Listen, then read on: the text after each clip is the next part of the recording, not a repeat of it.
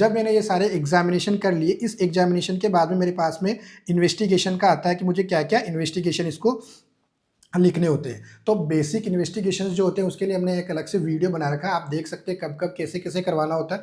इसमें हम थोड़ा सा देख लेते हैं क्या क्या हमें देना होता है। तो सबसे पहले ब्लड ग्रुप करवाना होता है, फर्स्ट विजिट पे करवाना है। सीबीसी हमें मिनिमम जो होती है रिकमेंडेशन एंटीनेटल विजिट्स होती है, हीमोग्लोबिन करवाना होता है उसका। यूरिन रूटीन माइक्रोस्कोपी या यूरिन एल्बुमिन शुगर करवाना होता है। डिप्सी जो होता है 2 बार करवाना होता है, फर्स्ट विजिट पे और 24 वीक पे करवाना होता है। दूसरा इसमें हमेशा बहुत बार देखा जाता है कि आरबीएस का कोई सिग्निफिकेंस नहीं है प्रेगनेंसी में, तो आरबीएस नहीं करवाएं, डिप्सी ही करवाना है। डिप्सी अगर नहीं करवा पा रहे हो तो हम ओजीटीटी का वो ले सकते हैं, ओजीटीटी भी करवाना होता है। डिफरेंट डिफरेंट गाइडलाइंस जो होती है वे अलग अलग सोसाइटी अलग अलग रिकमेंडेशंस देती है, बट गवर्नमेंट ऑफ इंडिया की तरफ से जो रिकमेंडेशन है वो डिप्सी का है। तो आपको हमेशा अपने पेशेंट का डिप्सी करवाना है फर्स्ट विजिट पे और 24 वीक पीरियड ऑफ जेस्टेशन पे। इसके बाद आता है मार्कर। मार्कर में HIV, HbSAg और VDR ये तीनों करवाने होते हैं। फर्स्ट विजिट पे एक ही बार करवाना होता है, बार बार करवाने की ज़रूरत नहीं होती है। एक मार्कर और होता है NTHCV, अगर आप करवाना चाहते हो, पेशेंट आपका अफोर्डेबल है या high prevalent to hepatitis C है तो आपको ये करवाना, बाकी करवाने की ज़रूरत नहीं है। थायराइड प्रोफाइल जो होता है सिंगल टाइम एक बार करवाना होता है आपको, अगर नॉर्मल है तो कोई करवाने की ज़रूरत नहीं है। TSH फर्स्ट विजिट पे आपको करवाना है। नेक्स्ट इसमें यह आता है कि फीटल वेल बींग के लिए हमें कब कब करवानी होती है। तो USG जो हमारी होती है ऑलमोस्ट हमने अलग से वीडियो बना के समझा रखा, फिर भी आपको पता है कि जब भी कभी फर्स्ट विजिट पे आती है तो 6 to 8 वीक पे आपको करवाना होता है। इसको हम डेटिंग स्कैन बोलते हैं। नंबर 2 जो होता है वो NT-NB स्कैन होता है, ये करवाना होता है और इसको हम 11 वीक 13 वीक 6 डेज़ के बीच में हमें करवाना होता है। थर्ड वाला जो USG होता है वो USG लेवल 2 होता है, या जिसको हम कॉमन लैंग्वेज में लोग इसको कलर डॉपलर भी बोलते हैं, मिसनोमर है, बट लेवल 2 या बड़ी सोनोग्राफी टीफा जो होता है ये करवाना होता है। ये 20 से लेकर 24 वीक पर हमें इसको करवाना होता है। प्रीफरेबली आप इसको 22 वीक पे करवाएं, ज़्यादा अच्छे से डिटेल्स आती है। फोर्थ वाली जो सोनोग्राफी होती है जिसको हम ग्रोथ स्कैन भी बोलते हैं, और ग्रोथ स्कैन जो होती है 32 से 34 वीक पीरियड ऑफ जेस्टेशन पे हमें प्रीफरेबली करवानी होती है। इससे बेबी की सारी ग्रोथ पैरामीटर जो होते हैं वो हमें पता चलता है। पांचवा जो होता है हाई रिस्क केसेस में होता है, जिसको हम USG कलर डॉपलर स्टडी बोलते हैं, और ये कलर डॉपलर जो होती है ये स्पेशल केसेस में करवानी होती है। जनरली ये हम 28 से लेकर 32 वीक पीरियड ऑफ जेस्टेशन जो होता है उस पर करवाते हैं। बाकी हाई रिस्क के अकॉर्डिंग इसका जो टाइम पीरियड जो होता है वो चेंज हो सकता है, तो आपको सोनोग्राफी का इस तरह का रहता है, तो ये आपको शेड्यूल उसको फॉलो करना होता है। इसके अलावा हमारे पास में जो चीज़ें आती है स्पेशल इन्वेस्टिगेशन हम बोलते हैं। तो स्पेशल इन्वेस्टिगेशन में आपको ये देखना है कि अगर RH नेगेटिव है तो उसको इनडायरेक्ट कूम टेस्ट प्रेफर करना है। अगर ICT पॉजिटिव आता है तो ही आपको RH एंटीबॉडी टाइटर की तरफ जाना है। ICT एंड RH एंटीबॉडी टाइटर दोनों एक साथ नहीं लेना है। अगर इनडायरेक्ट कूम टेस्ट नेगेटिव आता है तो RH एंटीबॉडी टाइटर को करवाने की जरूरत नहीं पड़ती है। Dual marker each and every patient को आपको प्रिस्क्राइब करना है, और ये 11 वीक 13 वीक 6 डेज पे जब आप NT-NB स्कैन करवा रहे हो तभी ये आपको देना है।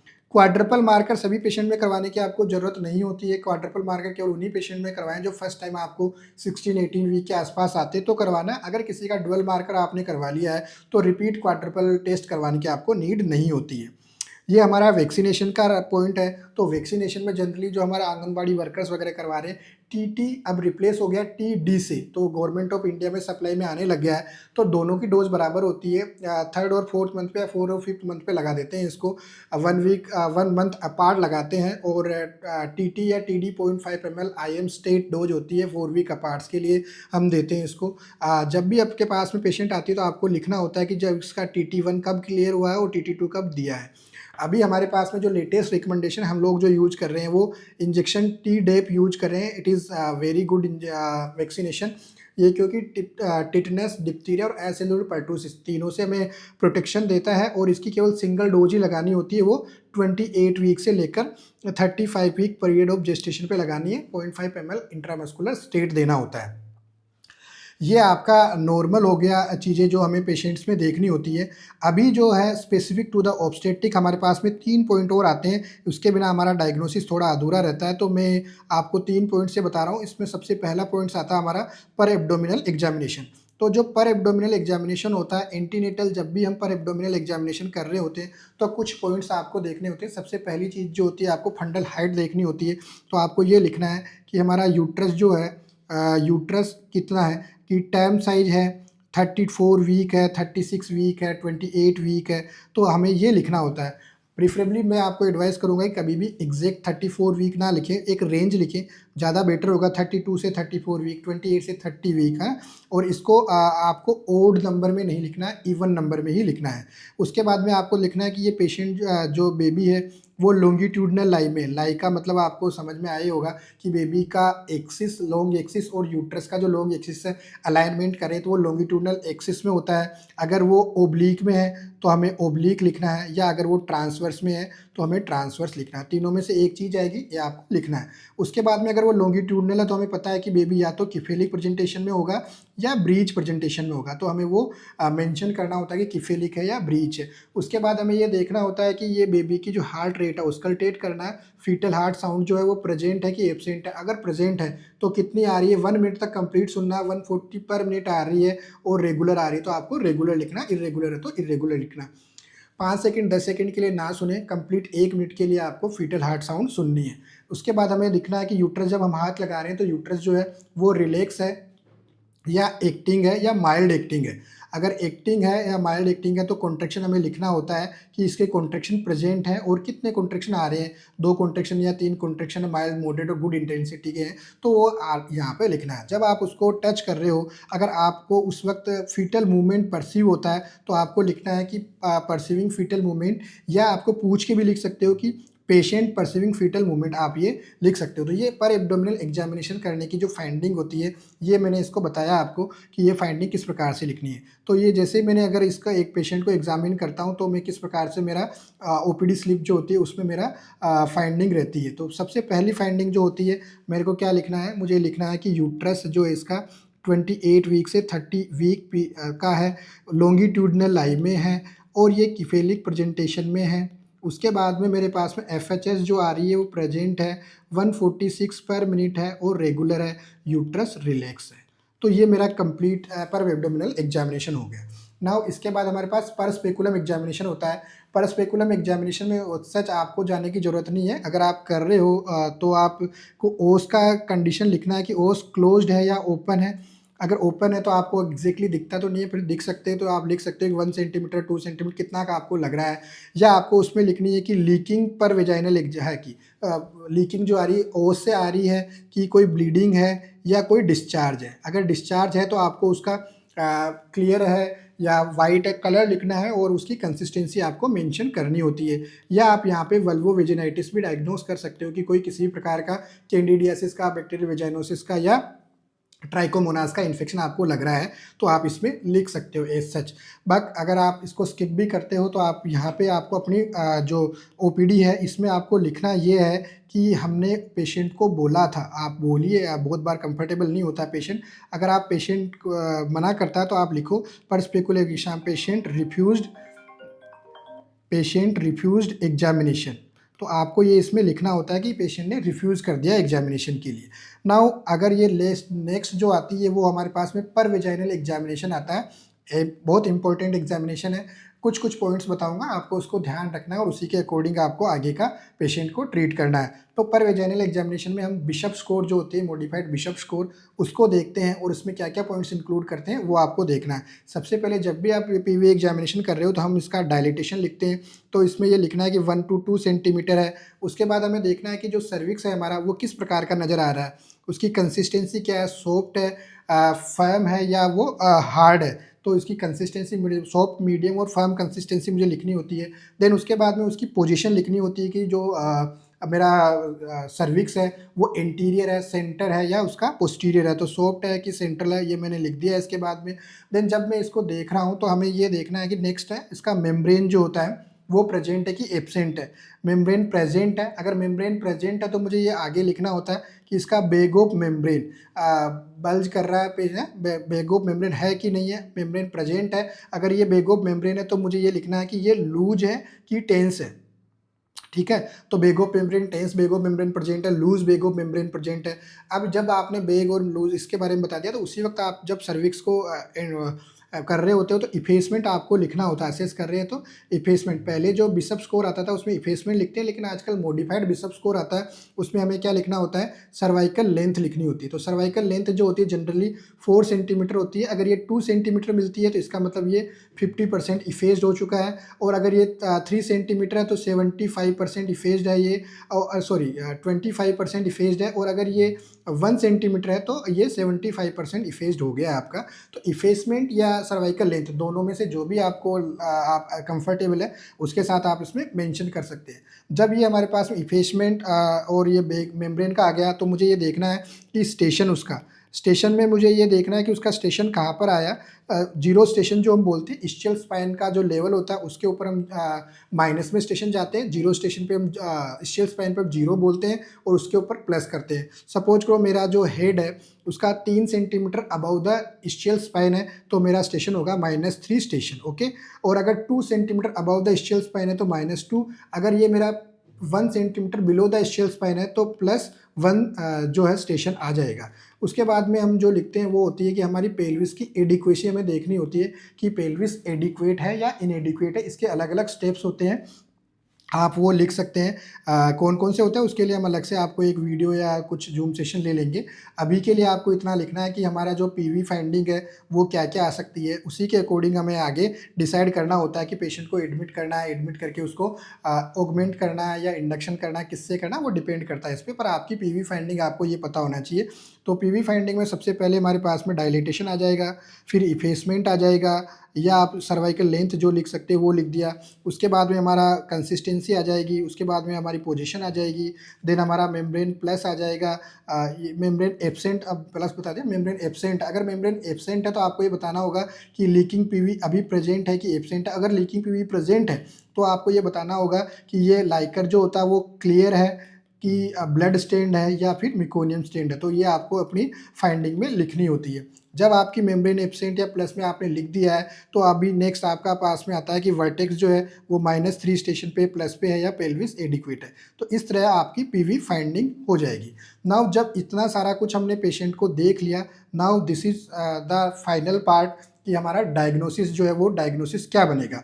तो डायग्नोसिस में सबसे पहले मैं जो लिखता हूँ मेरा डायग्नोसिस में वो मेरा जी पाल स्कोर आता है। तो जी पाल स्कोर में क्या लिखा मैंने, G4P2L1A1E0, ये मेरा जी पाल स्कोर आया है। और उसके बाद मैं यहाँ पे पीरियड ऑफ जेस्टेशन लिखता हूँ सेकंड टाइप पे, और पीरियड ऑफ जेस्टेशन जो होता है वो एलएमपी से मैंने लिखा है, तो बाई डेट जो लिखता हूँ वो एलएमपी से आता है। सपोज करो कि ये 37 वीक 3 डेज बाई डेट हो गया है। इसी के साथ में मेरे को U10 U12 U का मतलब होता है अल्ट्रासाउंड 10 वीक का, 12 वीक का, 26 वीक का, उससे मेरे पास में ये 36 वीक 4 डेज आ रहा है। तो मैं इस तरह दोनों को कंपेयर करूंगा कि ये इक्वल आ रहा है कि नहीं आ रहा। तो आपको दोनों ही हमेशा लिखना है कि एलएमपी से कितना आ रहा है और आपका अल्ट्रासाउंड से कितना आ रहा है। देन उसके बाद का जो पार्ट आता है हमारा, लिखना होता है हमें हाई रिस्क। कोई भी अगर हाई रिस्क होता है तो आपको ये लिखना होता है, और उसके बाद में लिखना होता है इसका लेबर का स्टेटस। हाई रिस्क और लेबर का स्टेटस, तो पहले लेबर का स्टेटस की बात कर लेते हैं। तो लेबर का स्टेटस आप दो ही टाइप पे लिख सकते हो कि या तो वो शूडो लेबर में या लेबर में। शूडो लेबर का आपको पेन जो होता है वो इनिमा लगाने से या बस्कोपान लगाने से चला जाता है, तो उसको एडमिट करने की जरूरत नहीं है, आप शूडो लेबर करके कर सकते हो। अगर पेशेंट लेबर में ट्रू लेबर पेन आ रहे हैं उसको, तो आपको यहाँ पे ये लिखना होता है कि ये लेटेंट लेबर में है कि एक्टिव लेबर में है। अगर लेटेंट लेबर में होती है यानी कि 4 सेंटीमीटर, अभी 6 सेंटीमीटर मान रहे हैं हम लोग, बट फिर भी आप अभी ये 4 सेंटीमीटर ही मान के चले कि अगर 4 सेंटीमीटर से कम डायलेटेशन है तो उसको लेटेंट लेबर लिखिए, अगर 4 सेंटीमीटर से ज़्यादा तो आपको उसको एक्टिव लेबर में लिखना है। तो जब ये लेबर स्टेटस हमारे पास में आ गया तो अब बात ये आती है कि सर हाई रिस्क को कैसे पहचानना है, हाई रिस्क हम यहाँ पे कैसे लें। तो ये वाला जो परफॉर्मा है वो डिज़ाइन ही इस तरह किया गया है कि हाई रिस्क को आप आराम से पहचान सकते हो। सपोज करो आपने यहाँ पे जब हिस्ट्री ली तो आपको कोई हाई रिस्क नज़र आया, पेन एब्डोमेन है, कुछ नहीं है, ये भी कोई दिक्कत नहीं है। अगर यहाँ ब्लीडिंग कंप्लेन कर रही होती तो मैं उसको प्लासेंटा प्रीविया की तरफ सोच सकता था, पर वैसा कुछ है नहीं। अगर यहाँ पे एक्टिव मैरिड लाइफ इसकी ज़्यादा है, सपोज करो ये 10 साल की होती तो मैं इसको प्रेशियस प्रेगनेंसी में काउंट कर सकता था।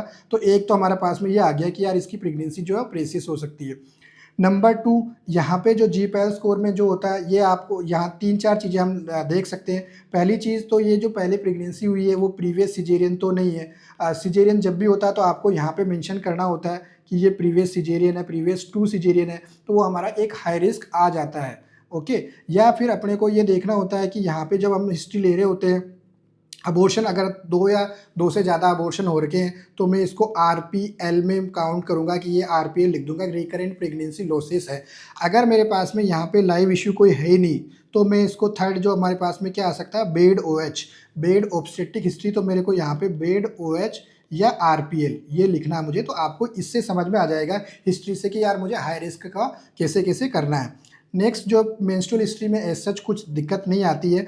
एलएमपी या ईडीडी से हम जो देखते हैं वो हम ये देख सकते हैं कि अपन पोस्ट डेटिज्म या पोस्ट टर्म प्रेगनेंसी जो होती है उसको अपन हाई रिस्क में काउंट कर सकते हैं। 40 वीक या 42 वीक से ज़्यादा होती है उसको हम पोस्ट डेटिज्म या पोस्ट टर्म में काउंट कर सकते हैं। जो कोई भी पास्ट हिस्ट्री यहाँ पे हमारे पास में लिखी हुई होती है, सपोज करो कि ये डायबिटीज़ है, हाइपरटेंशन है, एनीमिया है, या कोई फैमिली हिस्ट्री थायराइड की है, कोई भी है, तो ये सारी की सारी जो पास्ट हिस्ट्री हमारी सर्जिकल हिस्ट्री भी आ जाती है या कोई मेडिकल हिस्ट्री आती है, तो यहाँ पे मैं डायबिटीज़ का लिख सकता हूँ, हाइपरटेंशन का लिख सकता हूँ, स्मोकिंग या जो भी आपको लगता है, CHD अगर कुछ आ रहा है तो मैं यहाँ पे इसका हाई रिस्क का इस हिस्ट्री से लिख सकता हूँ। नेक्स्ट हमारे पास में जो भी हाई रिस्क फैक्टर आते हैं वो आप एग्जामिनेशन से देख लेते हैं। अगर जनरल कंडीशन में सिक लुक लग रहा होता है तो आप वहाँ से भी देख सकते हो। टेम्परेचर अगर आपका ज़्यादा है तो आप एक्यूट फेब्राइल इलनेस करके आप लिख सकते हो हाई रिस्क में। बीपी ज़्यादा है तो जेस्टेशनल हाइपरटेंशन या PIH जो भी आप उसको डायग्नोज करते हो वो लिख सकते हो। पल्स रेट ज़्यादा आ रही है तो टेकिकार्डिया आप इसको इंक्लूड कर सकते हो। सेचुरेशन कम जनरली आता नहीं, लेकिन अगर होता है तो आप सेचुरेशन मेंशन कर सकते हो, कोई रीज़न से आ रहा है। पेलर अगर आपको प्रेजेंट आ रहा है तो आप एनीमिया मेंशन कर सकते हो। इक्टेरिस आ रहा है तो आप जॉन्डिस मेंशन कर सकते हो। पिडल एडिमा आ रहा है तो आपको PIH और एनीमिया को रूल आउट करना होता है। एज सच पिडल एडिमिया को आप डायग्नोसिस में नहीं लिखते हो, बट फिर भी आपको एक आइडिया लग जाता है क्या करना है। किसी भी प्रकार का रेस्पिरेटरी या CVS में कोई एबनॉर्मलिटी आ रही है तो आप वहाँ पर भी इसको देख सकते हो कि यार कोई एबनॉर्मल साउंड तो नज़र नहीं आ रहा, तो वो आप अपने डायग्नोसिस में लिख सकते हो। अकॉर्डिंग टू फिजिशियन या स्पेशलिस्ट के पास आप भेजना चाहते हो तो वो कर सकते हो। अगर आपका अगर वेट गेन कम हो रहा है तो आपको पुअर वेट गेन करके लिख सकते हो कि क्वेरी FGR हो सकता है, उसके लिए अपने को इवेल्युएशन करना है। ओवरवेट आ रही है, बहुत ज़्यादा हो रही है तो ओबेसिटी है या और कोई रीज़न तो नहीं हुआ, मैक्रोजोमिया या और कोई कारण तो है, ओवरवेट का भी हम उसमें मेंशन कर सकते हैं। न्यूट्रिशनल स्टेटस में है तो अगर पुअर न्यूट्रिशनल स्टेटस है तो आप लिख सकते हो कि पुअर न्यूट्रिशनल स्टेटस है, क्योंकि इसमें PPH होने की संभावना ज़्यादा रह सकती है, तो हमें उसको बताना पड़ता है कि न्यूट्रिशनल स्टेटस पुअर है। ब्रेस्ट एग्जामिनेशन में आपको कुछ भी लिखा है, सपोज करो उसको रिट्रैक्टेड निप्पल है, तो आप अपनी डायग्नोसिस में हाई रिस्क में रिट्रैक्टेड निप्पल लिख सकते हो।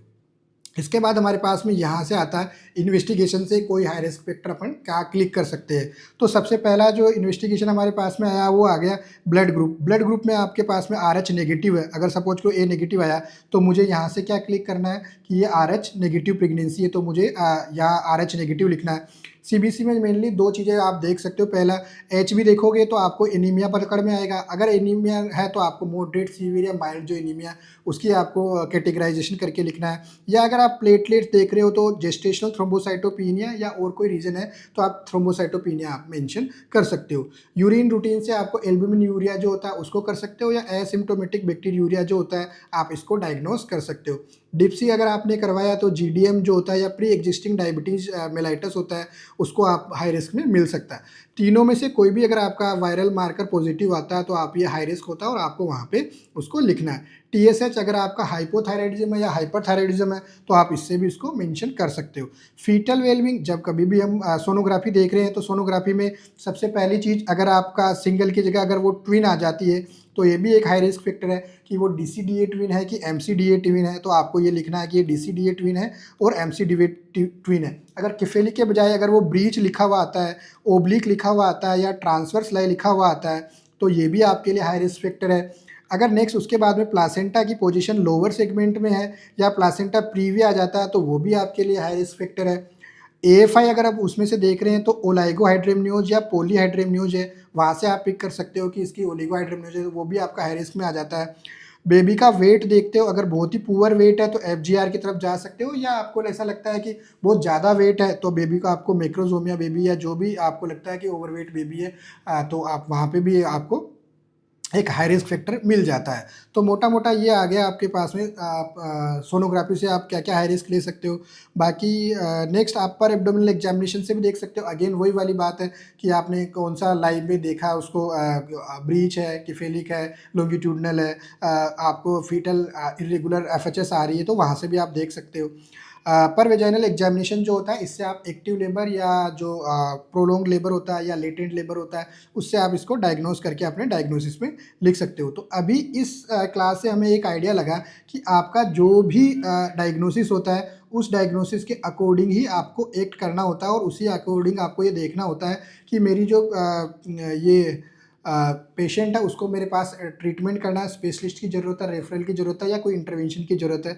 तो मेरा जो डायग्नोसिस होता है वो इस तरह की केस है, आता previous caesarean with GDM with hypothyroidism, with latent labour. तो मैं अभी इसको पेशेंट को अपने पास रखूँगा या इसको भेजूँगा according to high risk baby. जो भी मेरा ट्रीटमेंट पार्ट जाएगा वो इस हाई रिस्क के अकॉर्डिंग जाएगा कि उसका पीरियड ऑफ जेस्टेशन कितना, प्रीवियस सीजरियन तो मुझे सीजरियन लेना है कि नॉर्मल करवाना है, डायबिटीज़ में यूग्लेसिया में मेंटेन करना है, हाइपोथायराइडिज्म कैसे देखना है, लेटेंट लेबर को कैसे करना, अकॉर्डिंग टू दैट आप उसके बाद ही यहाँ पे अपना जो ट्रीटमेंट पार्ट है उसमें लिखना है आपको कि पेशेंट को मैं एडमिट कर रहा हूँ, घर भेज रहा हूँ, जो भी करना है आपको यहाँ लिखना है। अगर आप एडमिट कर रहे हो तो आपको ये लिखना है कि admit in labour room, gynae ward, जो भी आपके पास में है उसमें एडमिट करना है। और हमेशा ये लिखना है क्यों मैं एडमिट कर रहा हूँ, in view of active labour, in view of fetal distress, जो भी है वो आपको लिखना है। फोर, आपका प्लान क्या है वो आपको यहाँ पे जरूर लिखना है कि आपको इंडक्शन ऑफ लेबर के लिए लिखना है, स्पॉन्टेनियस ऑनसेट के लिखना है, या आपको कंजर्वेटिव मैनेजमेंट के लिखना है, ऑब्जर्वेशन के लिए लेना है। जो भी आपका प्लान है वो आपको यहाँ लिखना है और उसके बाद में आपको ये अपनी जो prescription according to the high risk आपको आगे देखना है कि मैनेज उसको कैसे करना। तो ये जो क्लास थी हमारी मेनली इसके लिए है कि अपने को पेशेंट को इवेलुएट करना है कैसे है। अगर इवेल्युएशन के बाद में हाई रिस्क आ गया तो अपन नेक्स्ट जो भी अगर मौका मिला तो एक एक हाई रिस्क को अपन देख लेते हैं कि आपको किस प्रकार से इसको इवेलुएट करना है। अगर इससे रिलेटेड कोई भी क्वेश्चन है, कोई भी किसी प्रकार का आपको क्वेरी लगती है तो आप कमेंट बॉक्स में ज़रूर पूछना। मैं ज़रूर ट्राई करूँगा कि आपको सारी जो क्वेश्चंस हैं उनको मैं जवाब दे सकूँ। Thank you so much.